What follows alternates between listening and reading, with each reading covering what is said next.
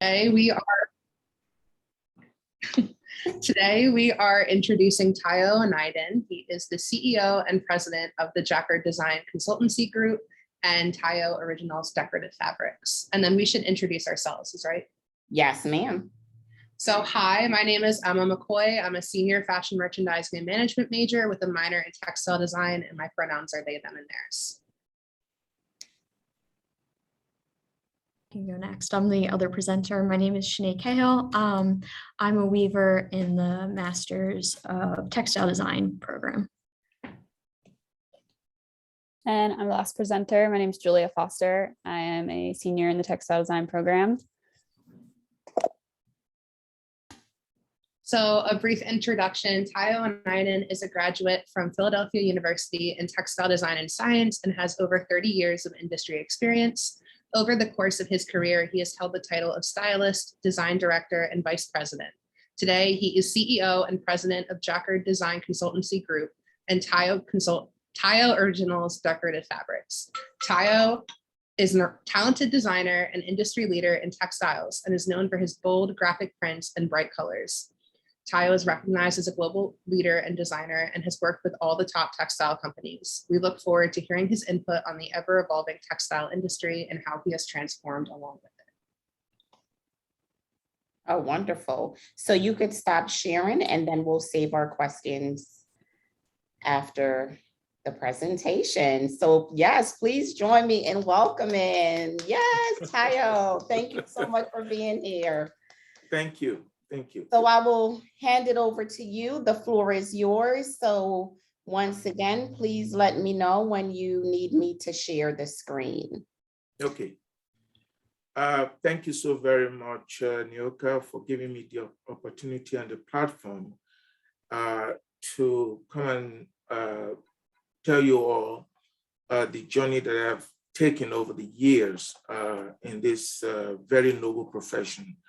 And, you know, I cannot be any more happier to have gone these processes all along the line. Now, you know, this platform, I hope, would help a lot of the students, both current and incoming students, to navigate this, this journey that they're going to have over time in their lifetime. Now, I was born and raised in Lagos, Nigeria, okay? I had my elementary school and high school in Nigeria, and I had my first college education outside of high school at Yaba College of Technology, where I studied fashion design and textiles in 1975, from 75 to 1977. It was a 3-year course, you know, and that gave me a very strong foundation to build on. And for 3 or 4 years, I think, I worked in the industry, in the textile industry back in Nigeria. And then I taught in high school, you know, I taught design, you know, fine arts and things like that, you know. Then I got hungry. I wanted to have more education. So I was looking to see where I need to go to further my education. At that time, Britain, England actually was one of the places that we Nigerians preferred to go, you know, because they were the colonial masters of Nigeria at that point. I mean, at one point in time. So I was looking into England to go to school, you know. But one day, you know, some of my classmates, they had a catalog. I mean, the school, what do you call that? The school brochure or some, whatever, I mean, I don't know what they call it now. And they were looking at it, and I, you know, and I looked at it as well. I never heard of Philadelphia College of Textiles before. In fact, I never heard of any school in the US, because US was not where we wanted to go to school back in the day. And as I was looking at this, you know, magazine or pamphlets or whatever it is, I kind of fell in love with the pictures that were in there. Okay, I saw the machinery at the weaving lab. I saw the knitting lab. I saw the print lab. I saw all this kind of stuff. I said, wow, maybe I should give it a try. So I sent a letter, you know, a letter to the school, and luckily I was admitted. And I said, oh, that's great. So then I had to apply for a scholarship program from Nigerian government, because at that time, the Nigerian government, the state government, the federal government, they were giving scholarships to anybody that wanted to travel out of the country to study. So I applied for the scholarship, and luckily I got it. So off to the US, you know. So when I got to the school, I thought I died, I went to heaven, because I never saw that many machinery before. Beautiful stuff. The campus was beautiful compared to the campus that I went back in Nigeria. I mean, you know, it was great. So when we started school, it was fun because I was so hungry to learn so much that I can possibly learn back in the school. I was so much in love with what I was learning. Mrs. Goodman, oh my God, oh, it was fun. She made the WIF class, you know, so much fun, to the point, because I never did it before. It was something new.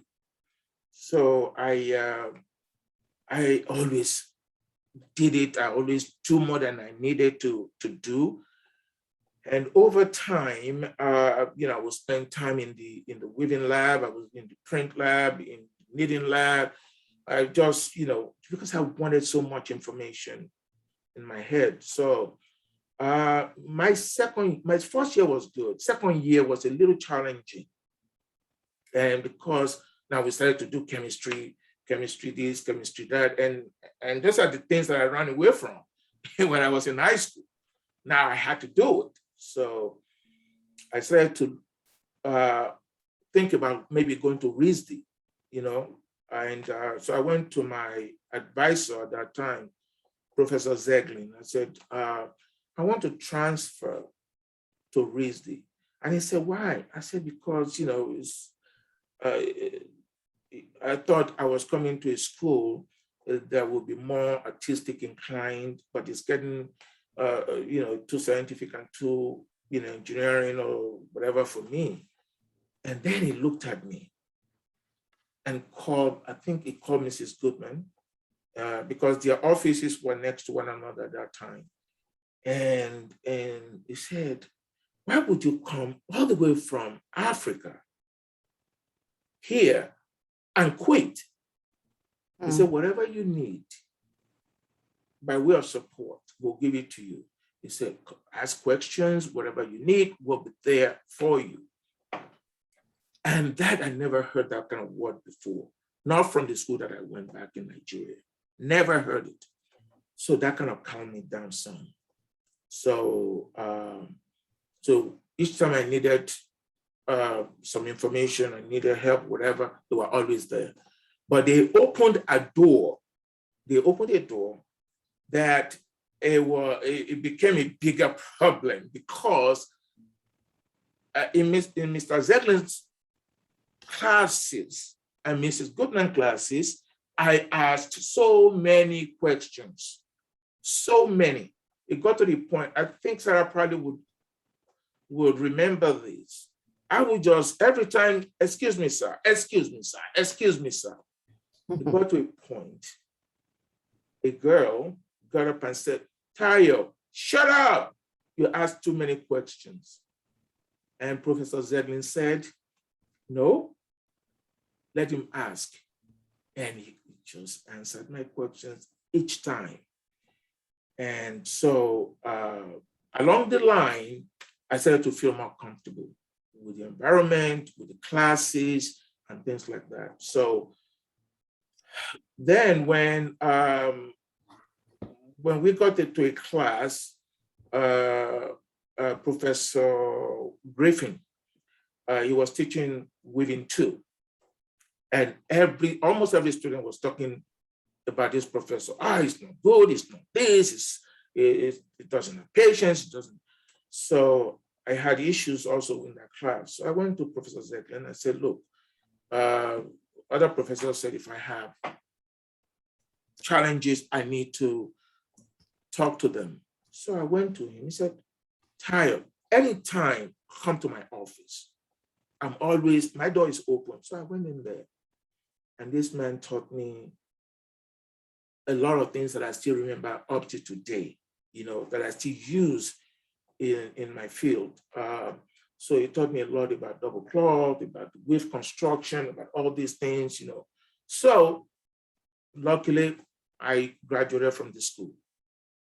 Now I thought, okay, now I have a fashion degree, textile degree from Nigeria. I have a textile degree here in US. Now let me go into the world and start making money. But I was a different story. And I started looking for jobs, but jobs were not forthcoming. I went, especially in New York.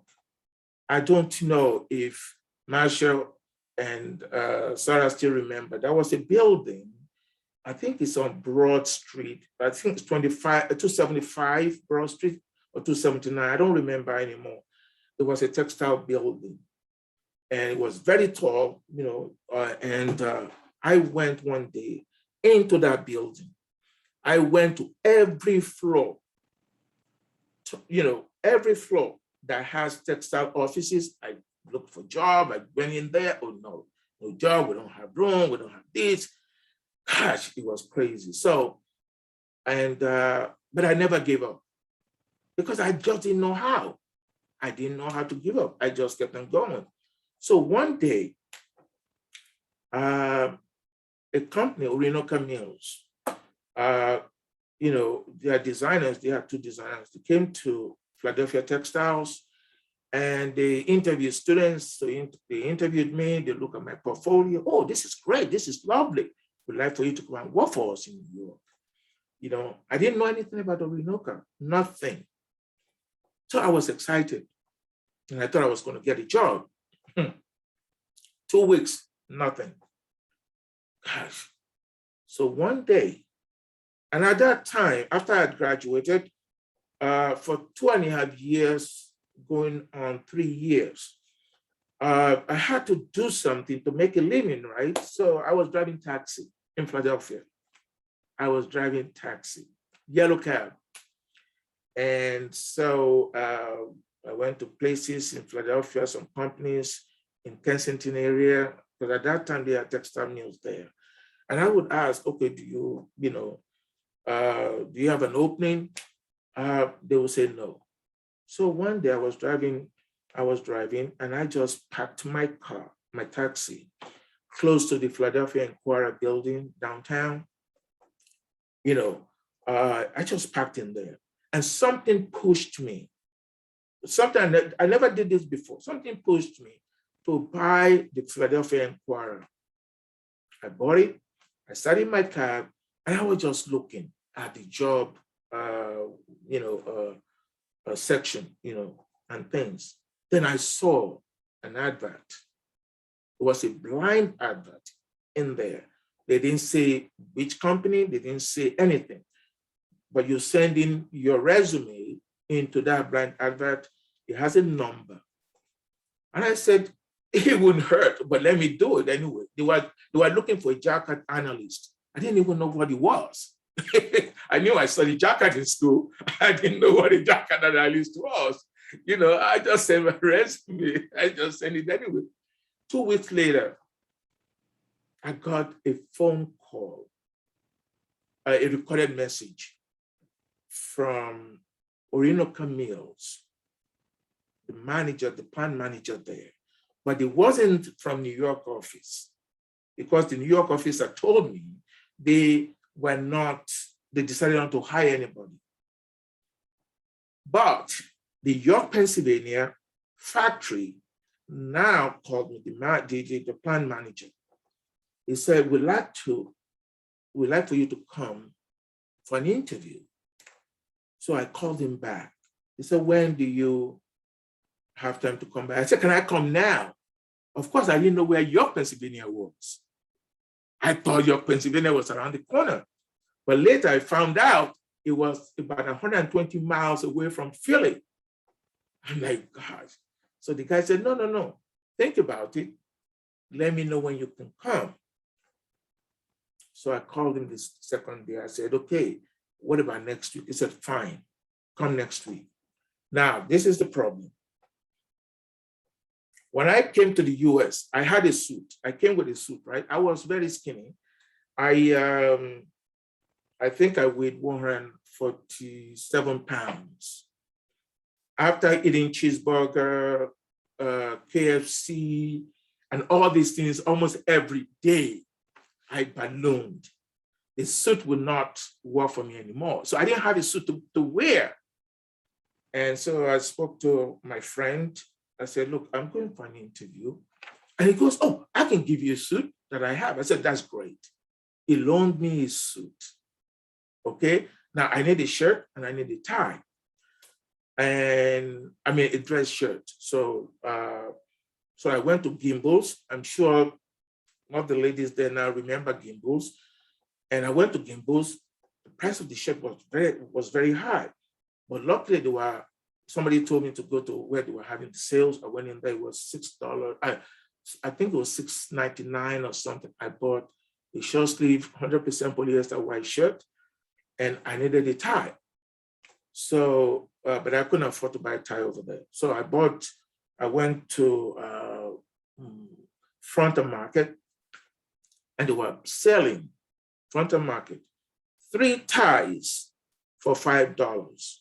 Okay, I bought them, and off I went for the interview. When I got there, and I went there with my portfolio, everything there, my fabrics, my painting, my prints, and everything. So I got there, and the man just said, okay, so sit down there and everything. I said, sir, are you going to look at my portfolio? He said, no. I'm like, here they go again. He's not going to look at the portfolio. Then I would decide whether to hire me or not. They said, no. He said, I've seen thousands of them. So what are you going to have that is different?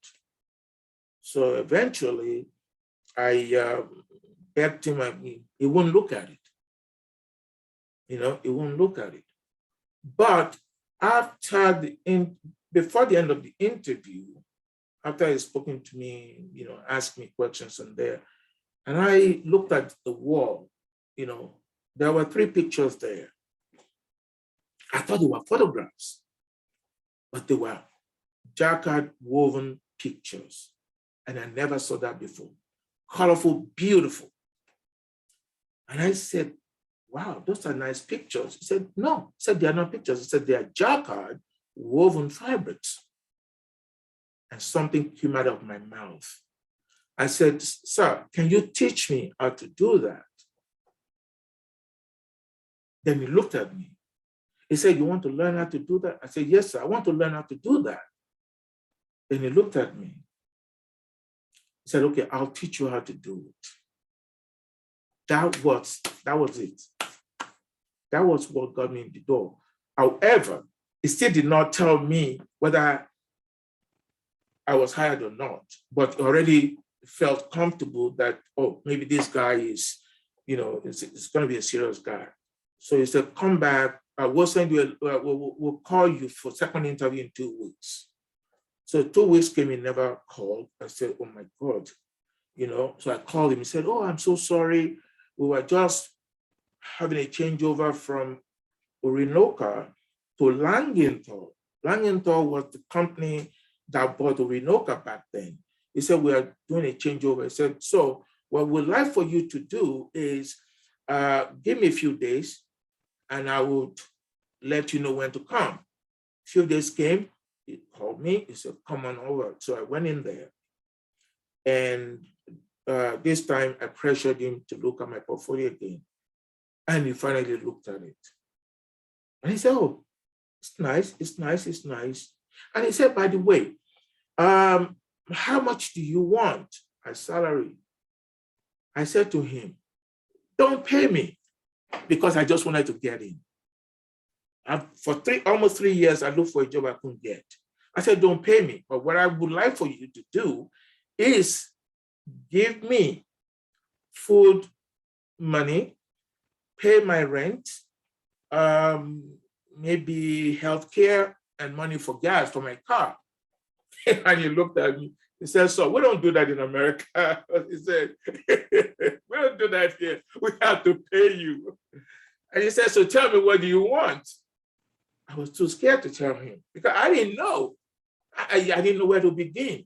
And he said, okay, let me help you. Pick between 16,000 and 18,000. And I said, give me 16. And he said, okay. I will, let me think about it, and I will, maybe send you a letter of employment, blah, blah, blah. I was already very happy. And before I left, he said, okay, what will give you 18,000? I'm like, 18,000. I was so excited. 18,000, that was a lot of money. So I was so excited back then. And so on my way back to Philadelphia from York, Pennsylvania, I sang all the way. I sang all the way to Philadelphia. So eventually, several days later, I got a letter of employment. So I started with this man. But that man changed my life 100%. It changed everything about where I am today.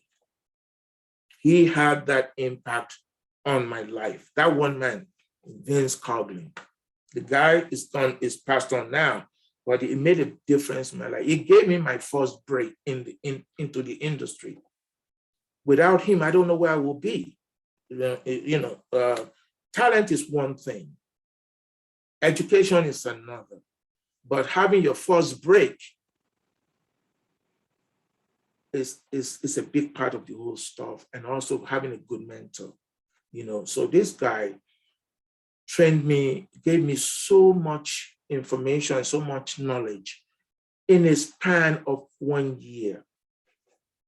6 months later, the guy increased my salary and to, I think it was 20,000. He said, so, he said, I'm so proud of you. You're learning very fast, you're hardworking, you did, and I didn't care. I just wanted the job, And about a year later, the people at at Langenthal in Pennsylvania, in North Carolina, sent me a confidential fax. They wanted to take me out of this man's hand from York, take me down to North Carolina to help them set up the Orinoco loan system, all the weaves, the construction of Orinoco in North Carolina. But I couldn't do it. So I told my boss, Vince, I said, Vince, look at this fax. It's confidential. They wanted to take me out of your place here. And the man looked at me. His eyes was red. You could tell. It felt very, very bad that they were doing this. I said, but I'm not gonna go. He said, no. Saul, he used to call me Saul. Go ahead. It's your time to shine. Go ahead. I said, no, I'm not gonna go. They offered me 28,000 to get me out, but I refused. And Sarah, that was the time I spoke to you about coming to Burlington, because I wanted to get out of that place. I didn't want to go to Langenthal in North Carolina. I preferred to go New to, York. Burlington, of course you were there back then, so that was when I came and asked you to set me up with somebody there to talk to. And so the Burlington just didn't gel, it didn't happen. But when I got back to Pennsylvania, I got somebody call me from, a headhunter. I never sent them my resume. I never talked to this person. I didn't even know how this guy got my information. He said, Craftex would like to talk to you. And meanwhile, we at Orinoco, we were looking down on Craftex. Craftex was like a real baby to Orinoco. And I said, no. And eventually, people from Craftex called me. I said, okay, I will go. So I went and talked to them. So they offered me a job. And so I came and told Vince, I said, Vince, I don't want to go with Langenthal, but I will go to Craftex and everything. And Vince said, oh, Tayo, that's Saul, that's great. That's very good. He said in 1964, he was asked to come and work at Craftex, but he turned them down. He said, maybe it would be a good idea. We can go as a package. I said, that's great, Vince. So I spoke to people at Craftex. They said, that's good. We'll give him a job. Let him come. So the two of us agreed to go to to go to Craftex. I was going to go to Philadelphia office, and he was going to be the plant manager in the factory somewhere in Pennsylvania there. The day we were supposed to show up, I showed up. Vince never showed up. And everybody was going crazy. Where is Vince? So I called him. His name is Vince. I said, Vince, where are you? Everybody's waiting for you. And this man has very, a very colorful words in his mouth. It's an old time man. And he just was saying all this kind of stuff. And he said, I don't want to go, Saul. Keep going. It's your time to shine. Those were his words. He said, keep going. I'm behind you all the way. If you need any help, just call me, come to me. That's what the man said. So off I went. I went to Craftex, and I worked at Craftex for as a senior designer, stylist for several years, about three or 4 years. After that, the door opened wide for me, all over the industry. Opened wide. Now, Craftex, Quaker called me. Tayo would like for you to come and work for us. This and that, we'd like for you to do like what we do. You do at Craftex. At Craftex, we want you to do it at Quaker. And I'm like, okay. So they gave me a lot of money.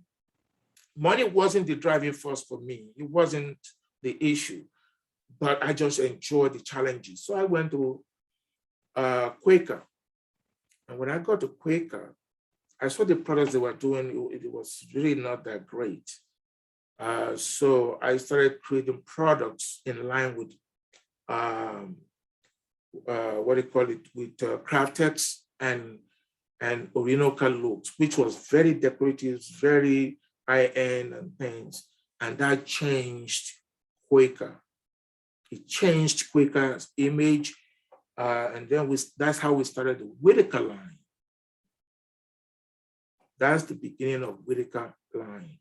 And Quaker just exploded. When Quaker exploded, Tayo exploded with Quaker.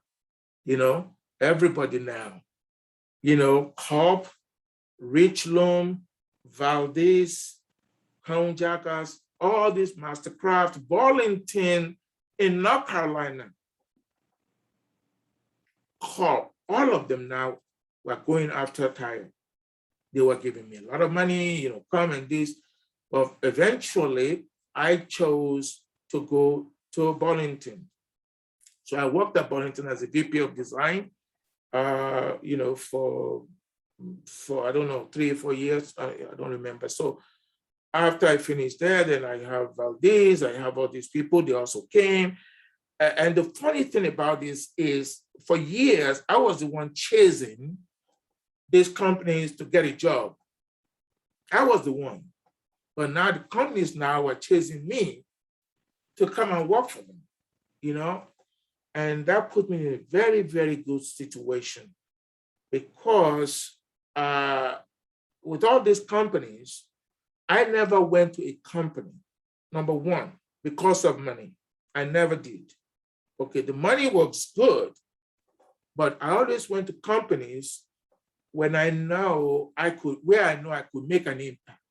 Meaning that I always went to companies that had design issues, okay, that having problems with their product line, or they were going down in terms of revenue and all those. I always go to those kind of companies because if I help them grow, then my name grows.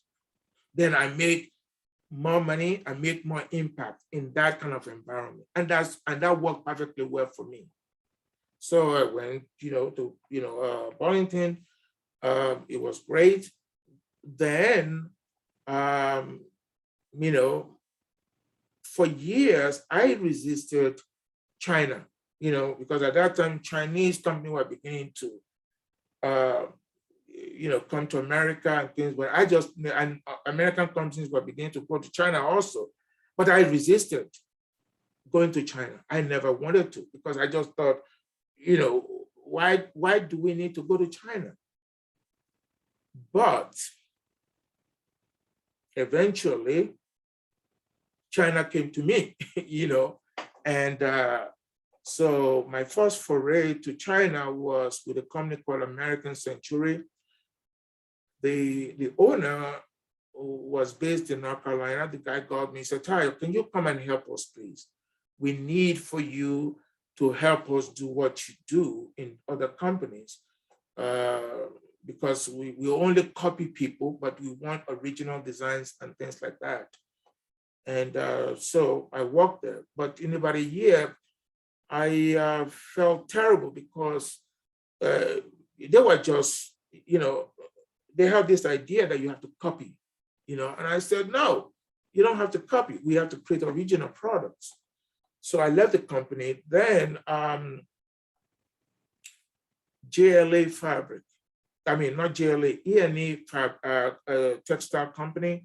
They were big with Walmart, Kmart at that time, Target, in the home goods, but never in the decorative side. So the guy, I was in Nigeria on vacation, and this guy called me, and I thought he was a Nigerian guy, just joking. I said, stop kidding, And the guy said, no, I'm not kidding. I'm not kidding. My name is Gene. I was like, Gene, who? He said, Gene, I own E&E. I said, so how can I help you? He said, somebody gave me your number. I said, yes. He said, I want you to come and let's start a company together, fabric company. And I'm like, okay. I said, but now I'm in Nigeria. I said, but send me an email, what you want and what I'm going to get out of this. So the guy, a week later, he sent me this very big, storyline with all the money, with everything, the partnership and things. And that is how I got into business partnership with companies. Okay, so we started JLA Fabrics. JLA Fabrics is a brand new fabric company based in North Carolina at that time. I was part owner of the company. We were 3 owners, the Chinese guy, myself, and another Caucasian guy in the US here. So we're the 3 owners. So we built the company, to about $15 million or 20 million or something like that. Then more doors opened. My God. And then we have people saying, Tayo, please, let's start company together. So one thing led to another. And I finally said, wait a minute, when these guys are telling me to come and partner with them, that means they're making money. I said, now I have the connections in China with a lot of factories. I have designers that I've trained over the years in China.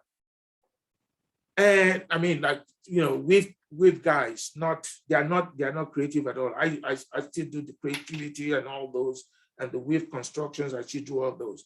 But they're smart enough to get what I do across to our factories, because it has to be in Chinese. It cannot be in English. So eventually I said, yes, I can do this too. And that is how I started my own dream. Okay? Because I have companies in China that are eager. If I tell them to jump, they'll jump, because they need the American market. They need the American expertise. They can't market the products. The Chinese people are not great in this. They cannot market, they cannot design, they cannot color, they cannot do anything, but they have the equipment, okay? Because they are cheap in China. They have the equipment. So, and so over the years, I have many partnerships, you know, and the ones that I have right now is Jackard Design Consultancy Group. It's actually the company. Tayo Originals is my brand. In the industry, because people know me as Tayo. People know me as Tayo in the industry. And the person that made the name stick, you know, was Mrs. Goodman.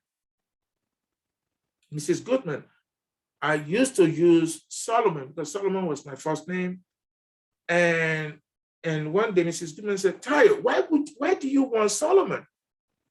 Why can't you use Tayo? Tayo would be a good name, you know, and that's how it got stuck.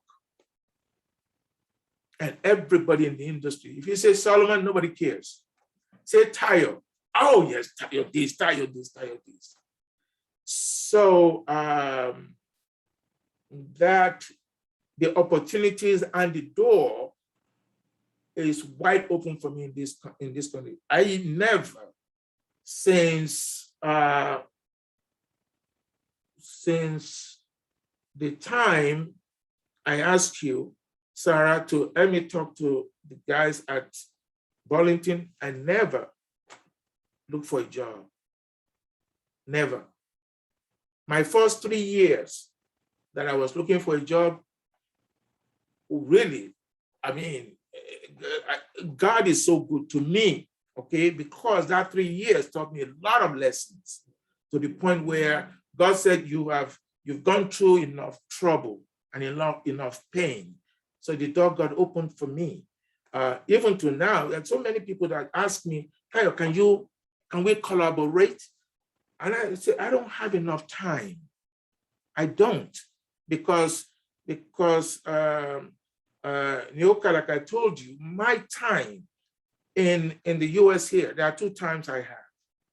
During the day is my American customers, okay, you know, and during the night is my Chinese business, okay, because my team, because I have an office in China, in Hangzhou, Limping actually, every night I have to be on WeChat with them, okay, with the products that I developed, because I have some designers, some people that have been with me since 2006, you know, and everything I do, everything I create, you know, they are the one that get it done now that coronavirus is here.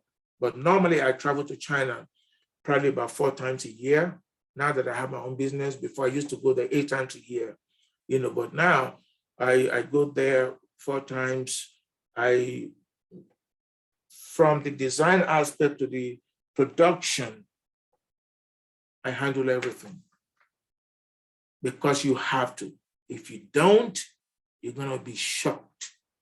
But now, because of the coronavirus, I have to do everything by WeChat. Okay, when they read my samples according to my specs and my color work, I do all my color work, I do everything, and they will show, oh, Tayo, is this okay? It's okay. If it's not okay, I tell them it's not okay. This is how to fix it, and they will get it fixed. Okay, so in a nutshell, that is my fabric end of the business. But because I have plenty of time in the US, because my customers, my furniture customers, I'm so lucky to have them because I only sell to the big ones. Okay, I sell to Lane, I sell to Ashley, I sell to Klausner, I sell to Maxone, I sell to Decorest in Canada.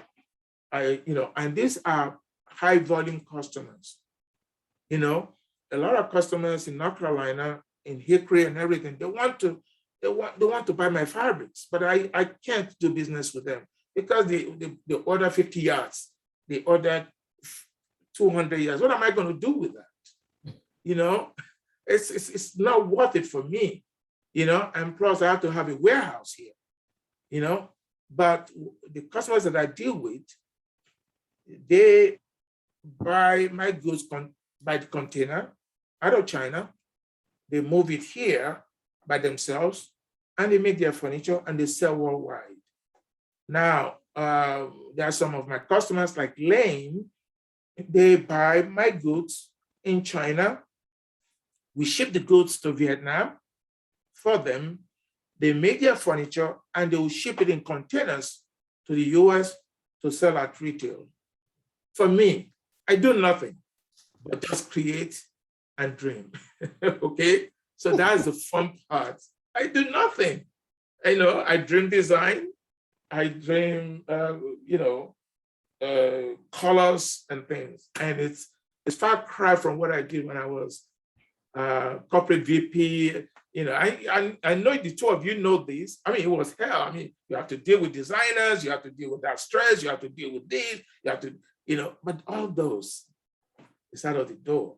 The only people that I deal with now is my customers, and they've been so wonderful to me. I don't get any problems at all. And my team in China. That's it. Wow. That's the beauty of it, So now we can do this slide and I can quickly show you some of the actual fabrics. Or do you want to see, did you want to see the actual fabric first or do the slide? Let's see the fabrics. Okay, good. You see, it's much better. That's why I said, when I showed this, when I went in there to show the students back when Mrs. Goodman was there, I mean, it was unbelievable. They were just going over it because it's a totally different story, okay? Can you see this? Yes. Can you see this? Now, this right here, everything there, I create my own designs. Sometimes I buy sketches, but I never buy sketches and use it exactly like that. Never. When I buy sketches, I have to put my own name in there, meaning that I have to do it my own way. My own way. So everything here is all original. I don't copy, and I don't, I look at other people's for inspiration. Of course, that's normal, but everything that I do, it's original. And this fabric, for instance, is my new introduction. And I have about 12 colors in my color line. And the beauty about this is that everything, what my customers like me for is that apart from the fact that my designs are unique, I also package my products, meaning I do lots of planes with my pillows so that they will use it together on the furniture. Some will buy my fabric. They will make jackets out of it. I mean, it's a lot of people, and they use it all kinds of different ways, you know? So this right here has about 12 colors in it. This one, again, these are just samples now. These are just the first samples. All the colors, they've been shipped, okay? They're on container right now coming here for showtime in High Point in November. I have a booth there that I'm gonna show all my stuff. Then I will have all the colors in there. This is another one here, all chenilles, okay? And another thing is this, a lot of customers, because I know how to cheat on fabrics, but I never do that in my own collection. But I did it when I was at all the big companies because that's the name of the game. But when my customers buy my products, they buy the real thing, and the price is half of what the big companies will sell it for. You know? Yeah. Now, when I said I do packages, okay, this is what I mean. You see how the colors work together? Yeah. Right? Now, on top of that, I have a plane like this, for instance. It will be the same color eventually, but it will be like this. This is how I sell my products. And you know why I do it like this? Because I force my customers to buy all the three instead of buying just one. If my customer buys, if they like this group, they're gonna buy the three and put it on the furniture. But this has to be the cheapest. My margin can be as high as I want. It can be 50%, it could be 60, it could be 70. Nobody knows. I'm the only one that knows that. But this right here, it has to be very competitive, okay? This is another one here, okay? Okay, I also, when I do my colors, I follow the trends. You know, like the Pantone colors of this year, actually, this is it here, the gray and the yellow, okay? And like I was saying, okay, you got that, okay? And so far, Max Home, the other day, only saw this right here, already ordered. And I didn't even show it to anybody yet. That's beautiful. Only saw this, you know, a few of them, and you already ordered. Then you have this, okay? Okay, that one there, and then this has a color that works back to this. Okay, then I have a plain. So it's a 4-way package. Okay, so with this kind of stuff, you have a better chance of selling more products and make more money. Instead of just doing only one, or doing only one, or just doing only one. Okay, and all this I learned over years, because a lot of people just do one design. Oh, it looks beautiful. Yeah, it looks beautiful, but you're not gonna, how much you make out of it? You know, if you get a fabric like this, for instance, the maximum yard you could get, order you can get out of this is like maybe 3,000 yards for a big customer. But a plain like this, if it's colored well together, could be 100,000 yards per month. Wow. Per month, yes. Yes. That is why I said I only deal with only big customers. I don't do, if Ashley buys your plane, that is 1 million yards. If Lane buys your plane, it could be 100, it could be 200,000, 300,000 yards. you know. So those are the customers that I go after. Then I have this non-chenille, okay? You know, it's non-chenille. A lot of customers, they just like non-chenille products. And so I have something that I do for them. Okay. Then like I said to you, this is another one. This is one of my biggest one here. This was introduced about a year ago, but Bauhaus is running 3 colors of these. You know, and then you have this and that working together. This fabric right here, we can never do this price in this country. This price is about $1.75 to my customers. And this right here, I sell it $8.95. And I make $4 on this, a yard profit. So they buy these 2 right here.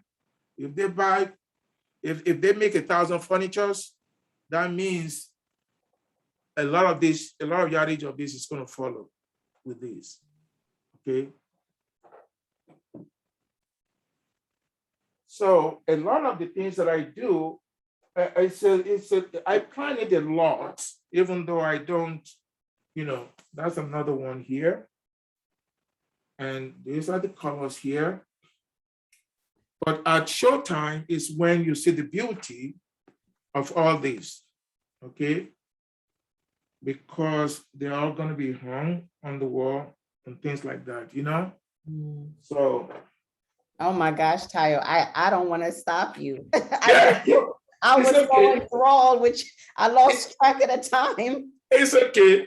Then I also do prints, okay? This is one of my prints here, okay? I do prints on velvets, okay? All my stuff, okay? Wow, that's beautiful. Yeah, thank you. And that, you know, so now at my spare time, What spare time? Yeah, I do this. You see Oh, the embroidery machine, right? yes, okay. This is my fabric. I make them into pillows and I make them here. I don't need to, but I have plenty of time, you know?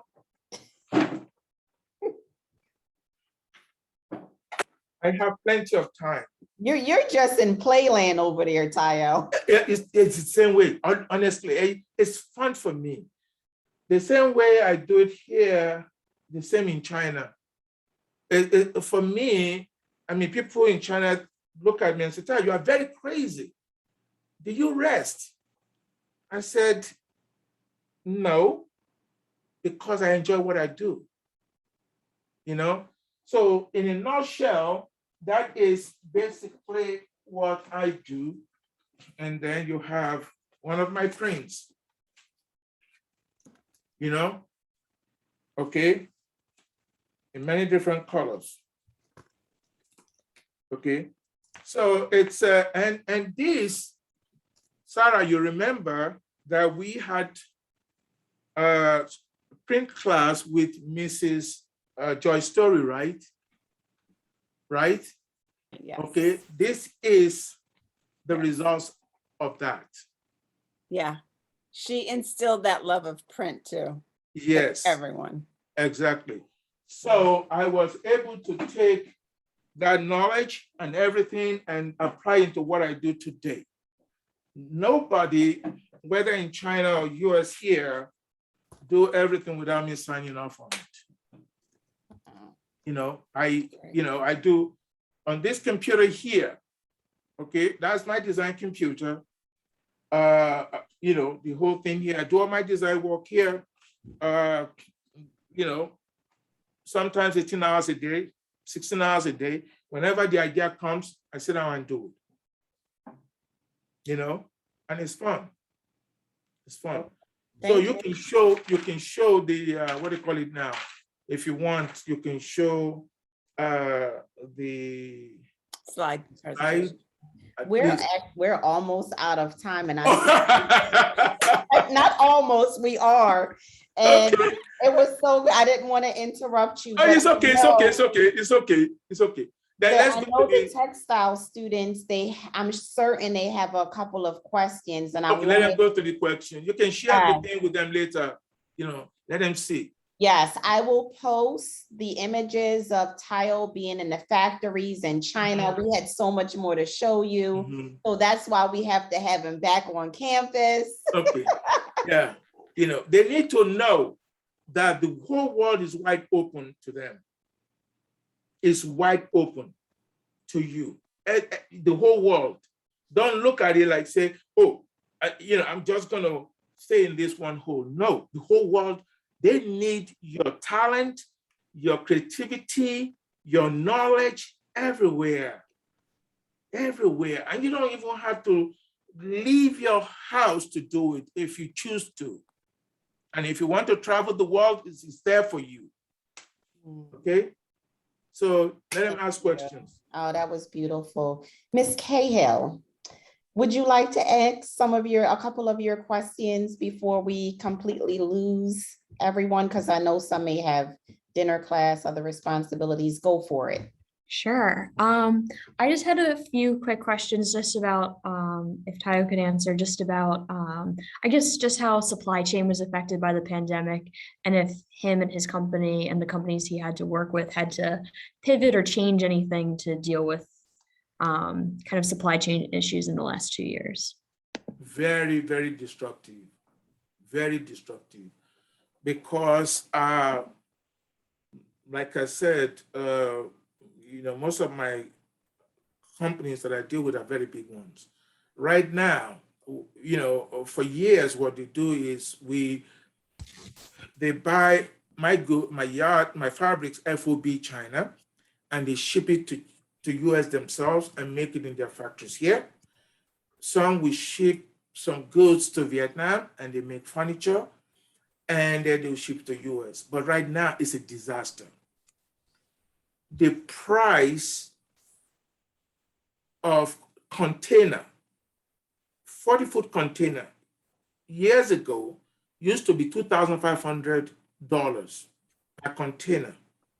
Right now, it's $28,000. Wow. That is if you can get it. That is if you can get it. Because when you get the container, it comes to the US here, it still has to stay several months before they can be cleared and before they can be shipped to your factory. So it's messing up the whole system right now in this country. But the customers still have to buy. Sometimes they just ship it by air, but not by boat. So and then China, if China coughs, everybody falls down, because if China closes anything in China, it affects the supply chain. You can't get your goods on time, the factories closed down. It's a big mess. It's a totally big mess right now. But I'm okay. It only affects those huge companies that ship hundreds of containers each month. Did I answer your question? Thank you. My next question was just going to be if you had to change anything coming up to showtime, like if there was anything that didn't come in from orders, or just because showtime I think is coming up in November. Yeah. Yeah. No, because like for instance, my team now, we ship the goods 2 months ahead. Okay, 2 months ahead. Now, our goods are right on the boat. Normally, we ship it by air, but this time I'm doing something different. I'm using a lot of fabrics as display. I'm going to hang in like 2 yards of maybe about 50 different colors on the wall. So with that, we have to ship it by boat, plus all the color lines, plus all the, the showtime pieces and everything. So with that, we shipped it earlier. So by the end of next month, we will get it by the end of October. So we're okay. Okay. We're okay. Mhm. All right. But some people, some of my competitors, they are suffering right now because they couldn't even get their line done. They couldn't even get it. Talking about shipping it here, it's going to be a disaster for a lot of them. They will show prior lines, like maybe last year's line or whatever.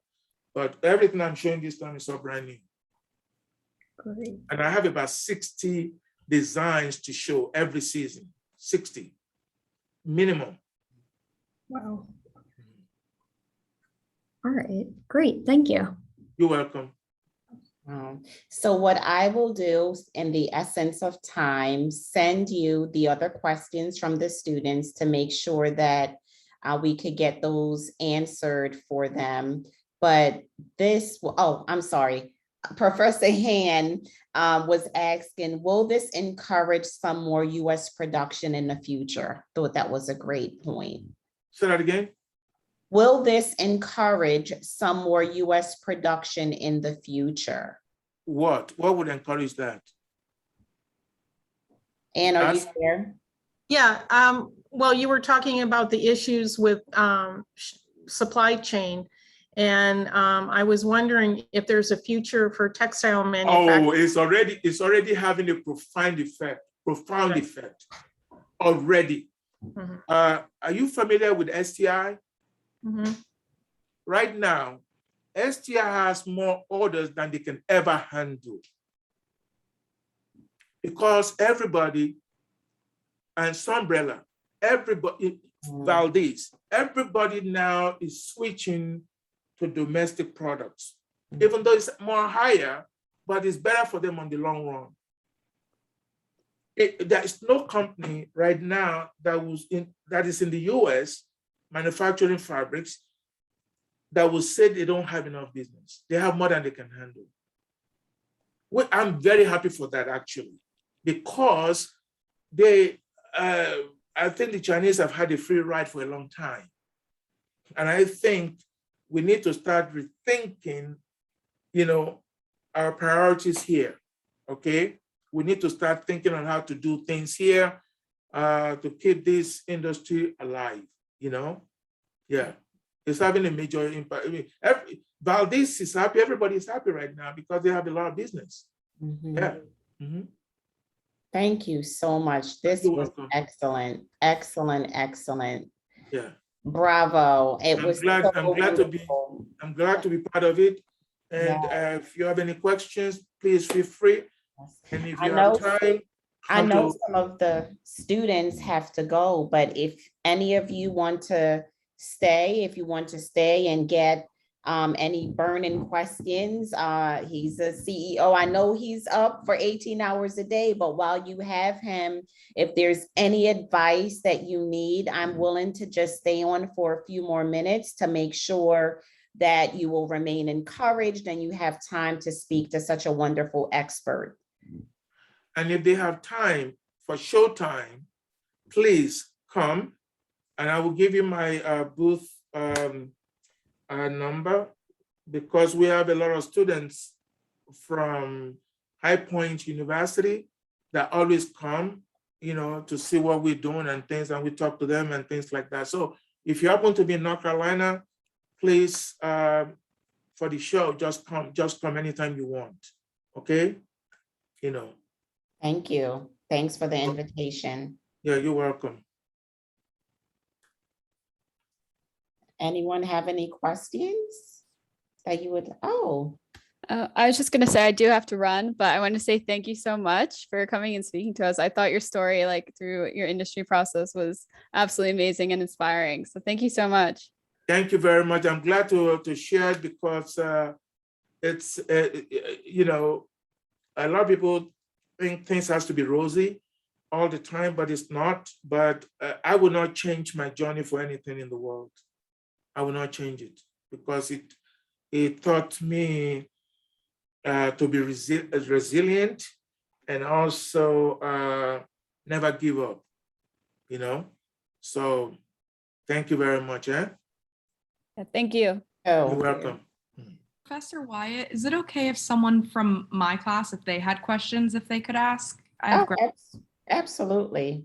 I have some of my graduate students here. Thank you, Tayo, so much for being here. What an Oh, my inspiration pleasure.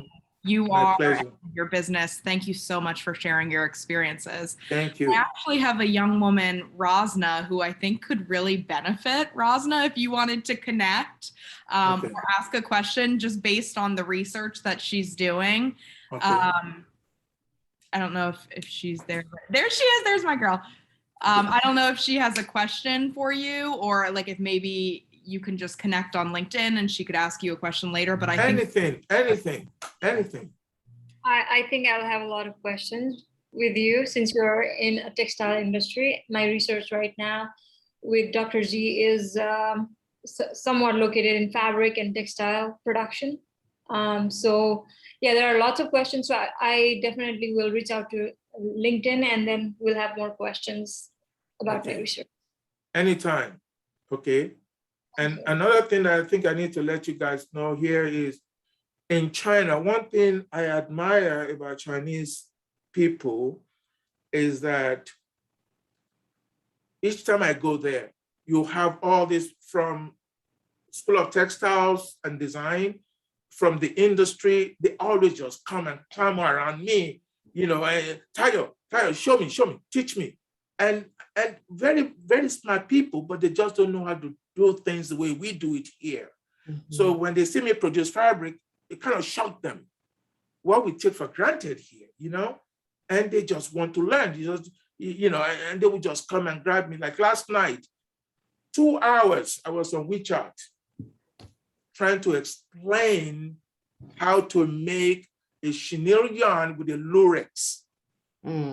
Okay, you know, to a manager of a factory because they got something, a project to do for a customer, you know, but they're never afraid to ask questions. So that's what I'm saying. Anytime you have questions, you can always, you know, send me a message on LinkedIn and things like that. So, and I will be glad to answer the questions as the best way I can. Okay. Thank you. You're welcome. Tayo, thanks so much. It's Marcia. Good to see you again. So good to see you. Thanks for sharing your story. It was kind of a wonderful chance to revisit that. I know that all of us want to see you back on campus. So let's make that happen, okay? That's great. I'll be glad. Okay. Open invitation. Yeah.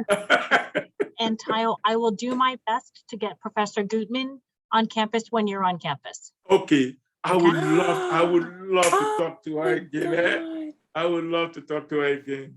I know she would feel the same. So yes, that's great. You know, you're gonna have to bring lots of fabric though. Don't worry. Don't worry. I would do like I go to factory. Yes. When I go to see a customer, I go because I create drama in front of this customer and they like it. I go with 5 or 6 big luggages loaded with fabric because you have to wow them. If you don't, you cannot get them to show interest in your product. If they don't show interest, they cannot buy. You know? Too funny. And I make them feel good. I make them feel comfortable. And I tell a whole story with my products. And that they like that a lot. Right. You know? I have a question. They like that a lot. And they buy. I have a customer, the decorist, is very, very nice lady. She's very tough to sell. But I have more than 30 patterns in our furniture line right now in 1 year. Wow. Oh. Yes. Wow. She makes beautiful products, beautiful furniture, you know, Professor. beautiful furniture. Because I make her, I just make her believe, you know, I let her know the importance of what I do and why they will be good for her business. And it worked. It worked, you know? So anytime you guys want me to come, let me know. I'll do the best I can, and I'll bring plenty of fabrics. You don't have to worry about that. Oh, yes, I know Because more. the students need to, by that time, all the fabrics will be the ones I showed at showtime, so that you can actually see the whole storyline, feel the fabrics, and see the colors, and see how they can be used in all kinds of things. Yeah. There's one fabric in the things that I sent you. When you look at the file that I sent you, the fabric was on the machine, it was on the loom. I sold 3 colors to Rooms to Go. Rooms to Go bought those 2 colors for 7 years. Wow. For 7 years. Wow. Each year, 500,000 yards, 500,000. Wow. Those 2 colors. I have a question. 500,000 yards, each color.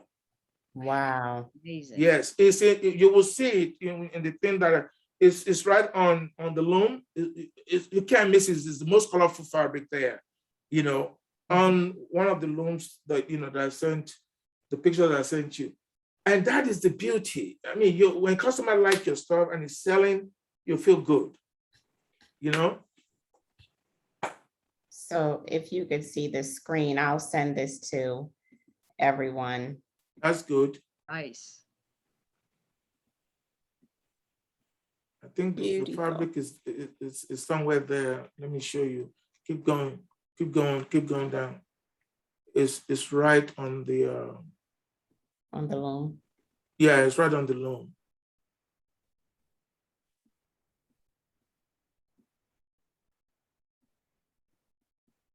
Oh, go back for a minute.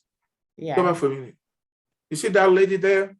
This lady, she's the buyer at Lane. Okay. That lady, she's so crazy about my product. You see all those furniture there? And all the one you've been showing from before her all the way down to whatever, it's all my fabrics. Wow. Yeah, like okay, if you go up a little bit. Okay, like from this day bed, all those and above and some down, it's all my fabrics. Wow. Yeah.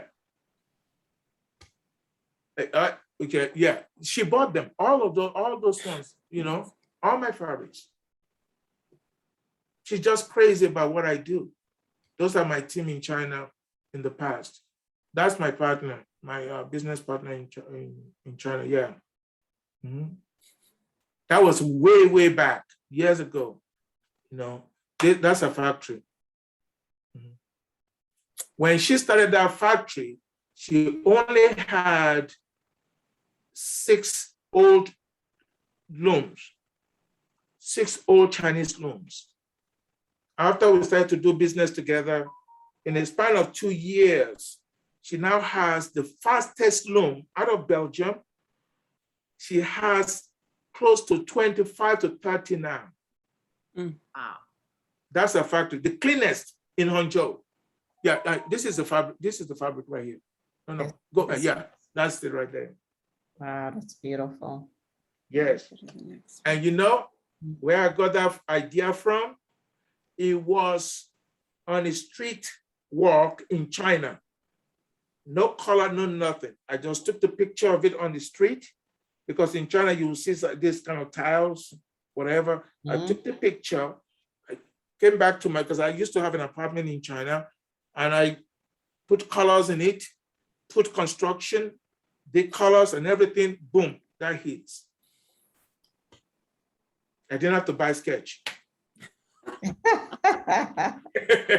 I didn't have to.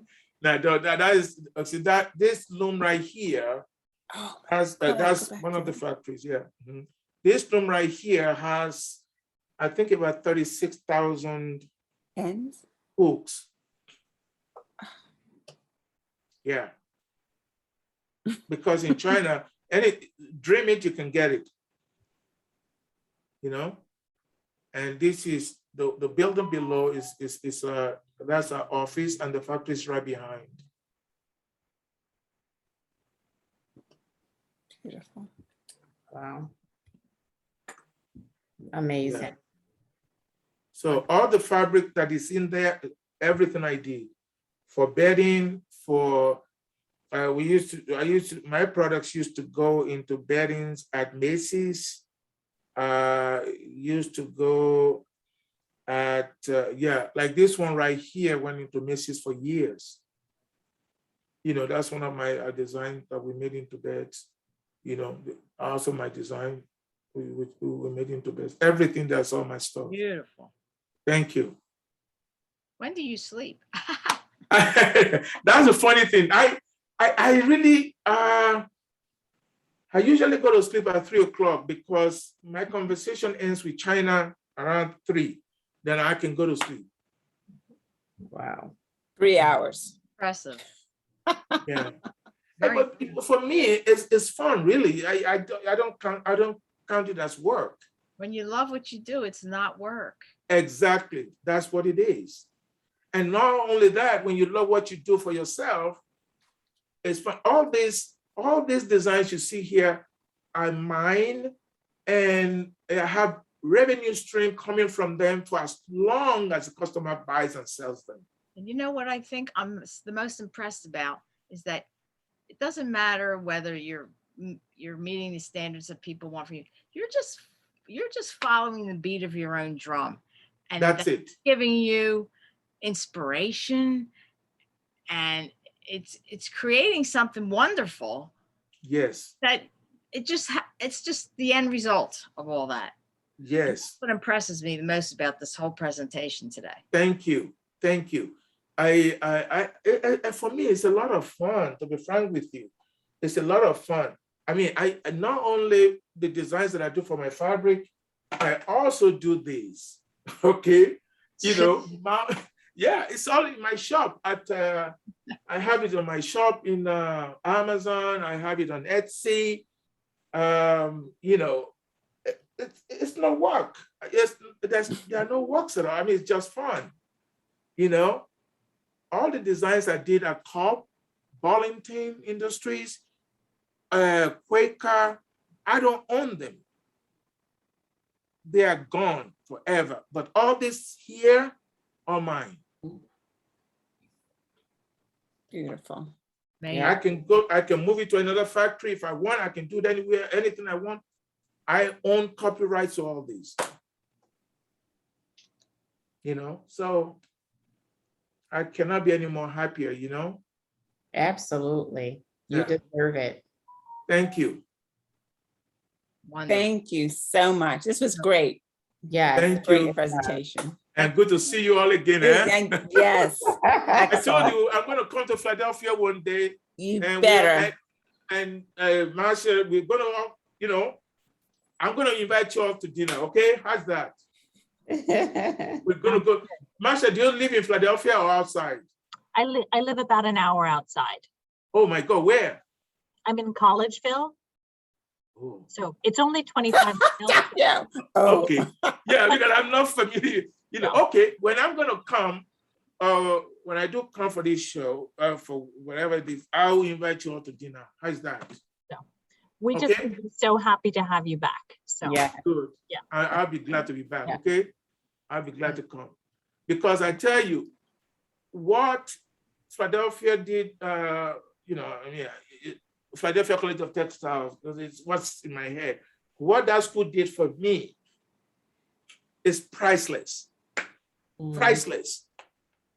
Okay. So I'm glad to give back, no matter how small it is, you know, to the students and things like that. I'm glad to do it anytime, any day.